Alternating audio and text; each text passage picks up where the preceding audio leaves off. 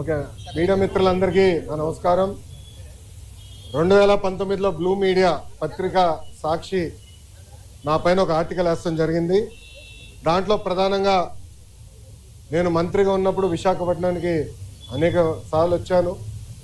లాంజ్లో నా పైన దాదాపు 25 లక్షల రూపాయలు ఆనాటి తెలుగుదేశం పార్టీ ప్రభుత్వం ఖర్చు పెట్టిందనే వార్త వేస్తాం జరిగింది. అప్పుడే నేను లీగల్ నోటీస్ కూడా జారీ చేశాను. మీరు క్షమాపణ చెప్పాలి, నేను ఎక్కడ ఆధారాలు లేవు, రాజ్యాంగం చాలా స్పష్టంగా ఆధారాలతో ప్రింట్ చేయాలి అని చెప్తుంది. అంతేగాని ఆధారాలు లేకుండా ప్రింట్ చేస్తే అది డిఫమేటరీ నేచర్ అని చాలా స్పష్టంగా చెప్తుంది. మీరు ఎట్టి పరిస్థితుల్లో రిజైండర్ ప్రింట్ చేయండి అని ఆనాటి సాక్షి కానివ్వండి, అదేవిధంగా దేశవ్యాప్తంగా ప్రింట్ అయ్యే ప్రతి వారం ప్రింట్ అయ్యే మ్యాగజైన్ ద వీక్ కూడా మనం నోటీసులు జారీ చేస్తాం జరిగింది. ద వీక్ అవుతే ఇమీడియట్గా మా దగ్గరకు ఉన్న సమాచారం కరెక్ట్ కాదు, మీరు చెప్పిందే కరెక్టు,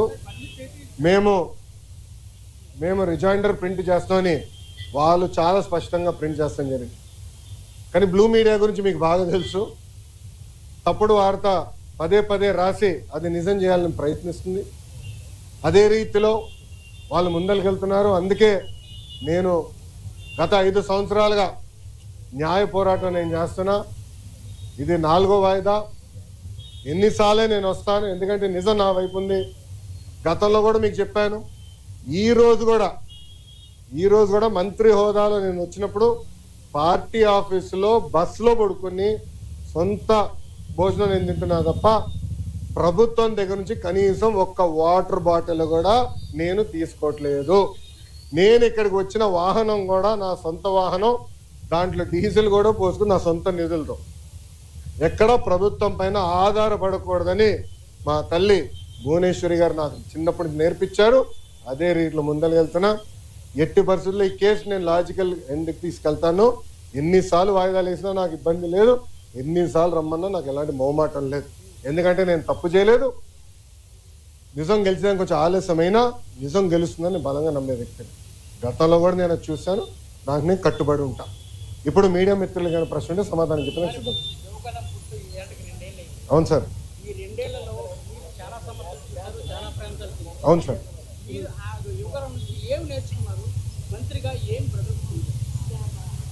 అన్న నేను స్టాన్ఫర్డ్లో ఎంబీఏ చేశా.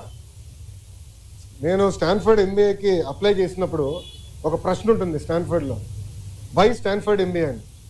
అంటే ప్రైవేట్ రంగం నుంచి రాజకీయాల్లోకి నేను రావాలనుకుంటున్నాను, ఏదో ఒక టైంలో వస్తాను, స్టాన్ఫర్డ్ ఎంబీఏ నేను ప్రిపేర్ చేస్తున్నాను భావిస్తున్నాను అనుకున్నాను అని రాశా.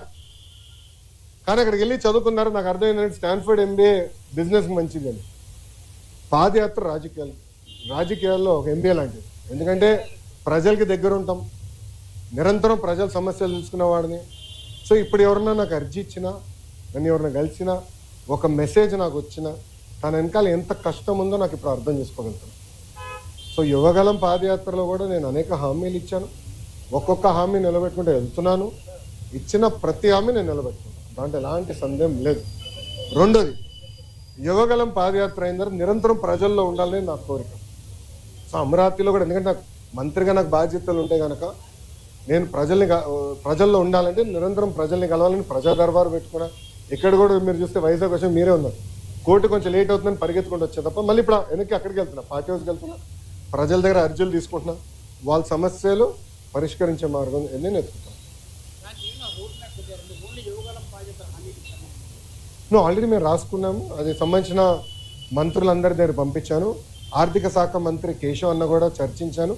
దానికోసం ప్రత్యేక నిధులు కూడా ఆయన కేటాయిస్తానని నాకు హామీ ఇచ్చారు. వచ్చే బడ్జెట్లో అది ఉంటుంది.